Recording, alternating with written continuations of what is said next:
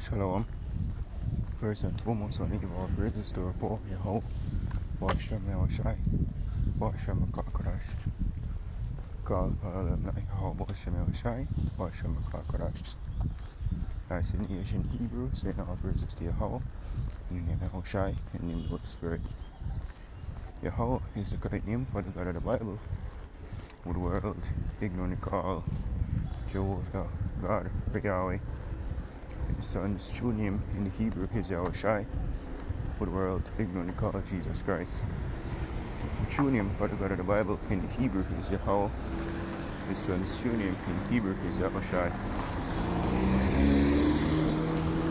I want to give double honors unto our elders and apostles of Great Millstone. And Shalom to all our brothers and Modi pushing the sword into the certain and truth. To all that believe in this gospel, Shalom. I'm not sure exactly what I'm going to title it.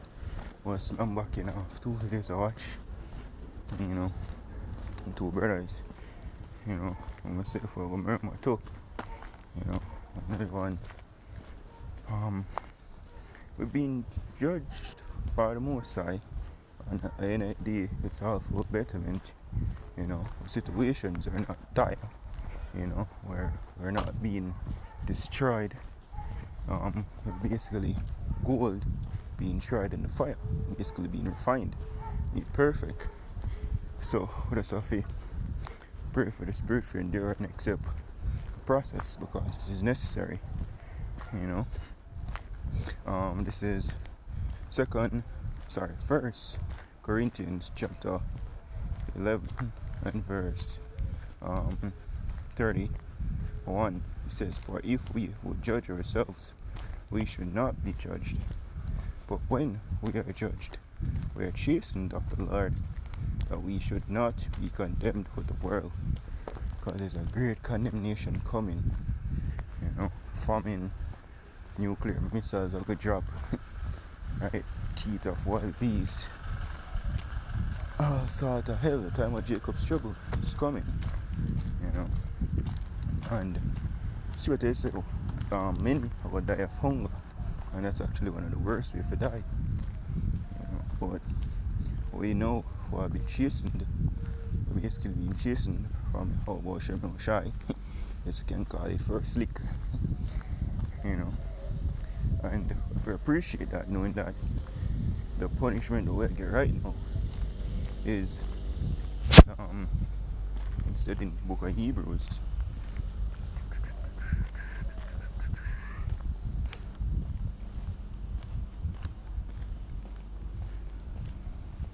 Hebrews 12 and verse 5 says, "And he hath forgotten the exhortation which speaketh unto you as unto children. My son, despise not thou the chastening of the Lord, nor faint when thou art rebuked of him. For whom the Lord loveth, he chasteneth, and scourgeth every son whom he receiveth." So every son, once basically most acknowledge your sons, then of course he's going to beat out the cloth if we go off. Listen, me? Alright, that's keeping us on the narrow path, right? On the straight. Straight must say what? Foolishness is born in the heart of a child, but rather correction shall keep it far from him. And that's what the Most High is punishing us, right? And the more we go through the refining process, the more we become purified, right? It says, "For who," verse 7, "if ye endure chastening, Yahweh dealeth with you as with sons. For what son is he whom the Father chasteneth not? But if ye be without chastisement, wherefore all are partakers. Then are ye bastards and not sons, because you will be treated like a neglected pitney, one a shit boy, But us basically being knowledge of the real Father, and look out for good, right, and correcting us. Verse 9. "Furthermore, we have had fathers of our flesh, which corrected us, and we gave them reverence, shall we not much rather be in subjection unto the Father of spirits and live?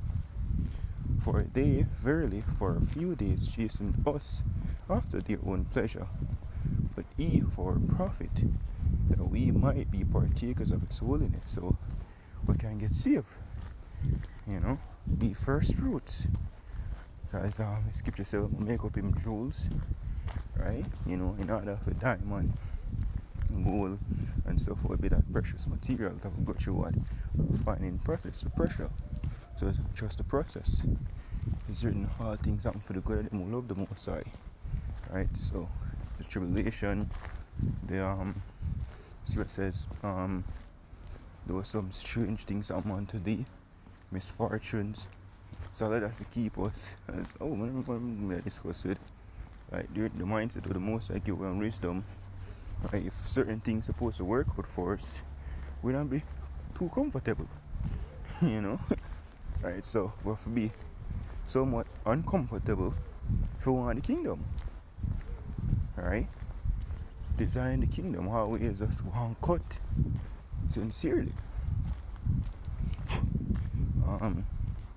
It says, no chastisement for the present seemeth to be joyous, but grievous. Nevertheless, afterward it healeth the peaceable fruit of righteousness unto them which are exercised thereby. Wherefore lift up the hands which hang down, and the feeble knees, and make straight paths for your feet, lest that which is lame be turned out of the way, but it rather be healed. So we know that this chastisement is for a betterment. It's for the strength to endure and drop the woes in my spirit. Because at the end of the day, as the brother they're going on, before basically murmur to cause regardless of what we go through, the Most High always do this way. This is 1 Corinthians 10 verse 13. There had no temptation taken you but such as is common to man.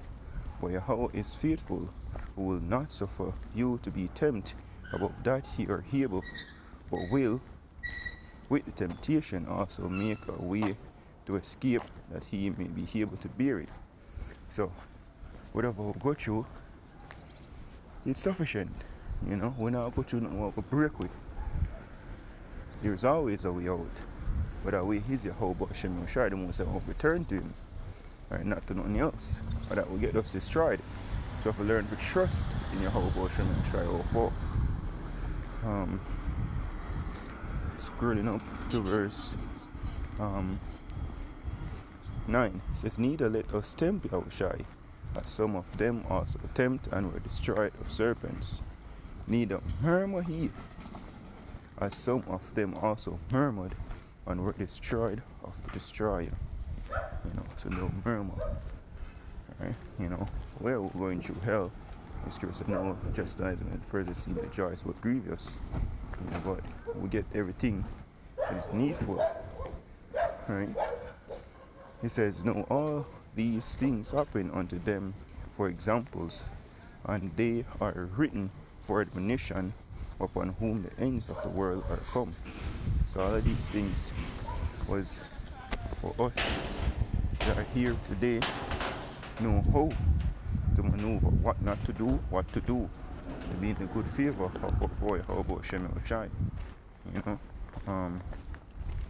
What's it? I think 1 Timothy 6 verse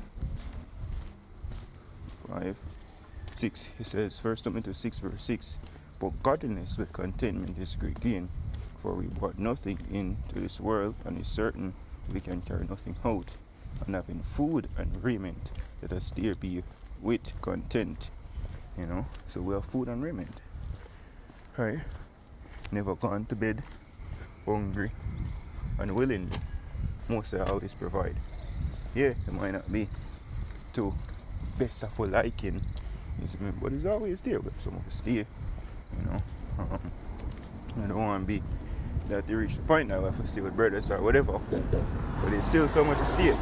Stay with families, might not be to our liking, but food and raiment. We have the kingdom coming.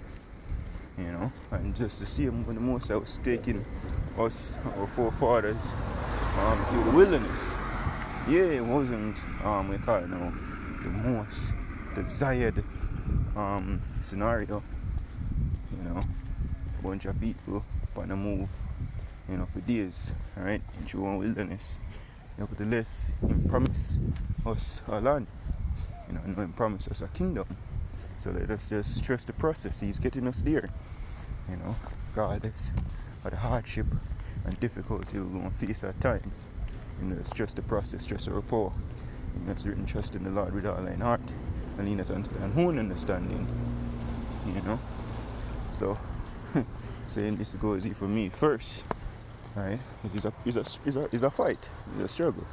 In this flesh seek it after all these dainties, but the spirit know it needs, right?